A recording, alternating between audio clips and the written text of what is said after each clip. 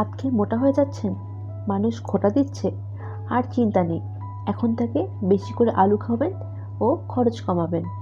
আসসালামু আলাইকুম everyone, welcome back to my channel Rupa's cooking BD. আশা করি সবাই ভালো আছে। আলুর দম তো কম বেশি আমরা সবাই খেয়েছি, কিন্তু আজকে আমরা তৈরি করব ভিলেজ স্টাইলে আলুর দম। একদম রংপুরের ঐতিহ্যবাহী আলুর দম এটা।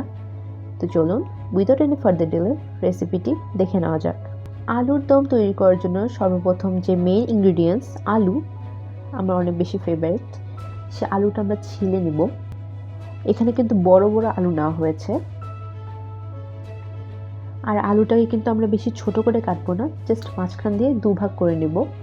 আর এই রান্নাটা করছে আমার খালামণি, কারণ দেখা যায় যে এরকম ট্রেডিশনাল রান্নাগুলো, রংপুরের ঐতিহ্যবাহী রান্নাগুলো আমার আম্মু খুব বেশি একটা এক্সপার্ট না, বা আম্মু এগুলো করতে স্বাচ্ছন্দ্য বোধ করে না, যার কারণে এই রান্নাগুলো আমার খালামণি, তারপর আমার দাদি, এদেরকে দিয়ে করানো হয়।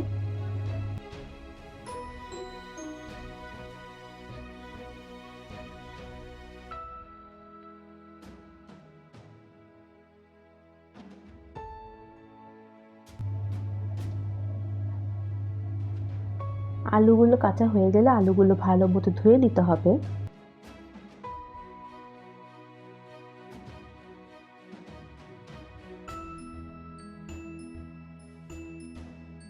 আলুগুলো ধোয়ার পর একটা মশলা তৈরি করে নিতে হবে। দেওয়া হলো পেঁয়াজ, রসুন, লবণ, শুকনো মরিচ গুঁড়া,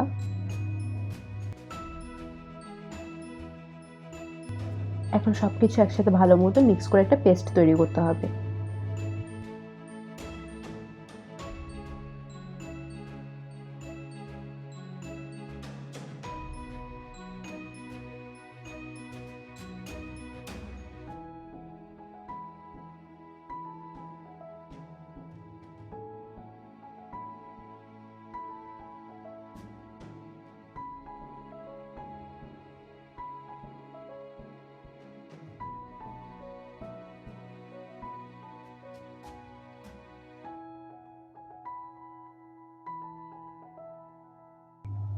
মশলাটা বাটা হয়ে গেলে আলুর সাথে মশলাটা মিক্স করে নিতে হবে।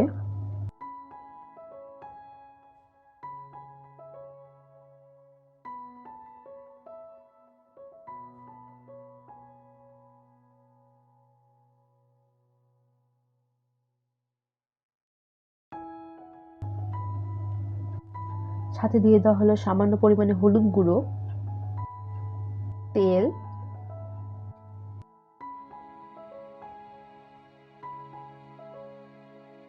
জিরার গুঁড়া ও স্বাদ মতো লবণ। এখন সবকিছু একসাথে ভালো মতো মিক্স করে নিতে হবে।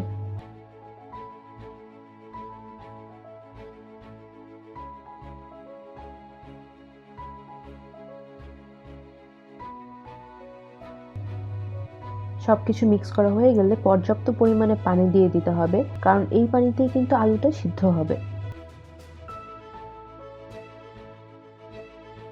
এখন একটা ঢাকনা দিয়ে ঢেকে আমরা চুলায় দিয়ে দেব।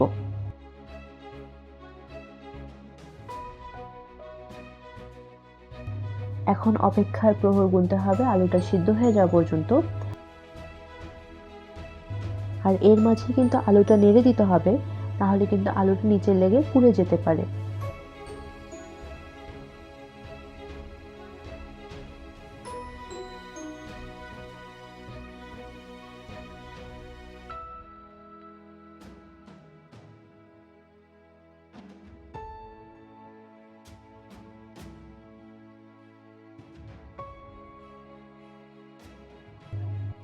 এখন ধনেপাতা কুচি দিয়ে দিব। ধনেপাতাটা আপনার স্কিপ না করার ট্রাই করবেন, কারণ এটা কিন্তু আলুর দমটাকে অন্য একটা লেভেলে নিয়ে যায়, তাই আপনারা পারলে ধনেপাতা অ্যাড করে দিবেন।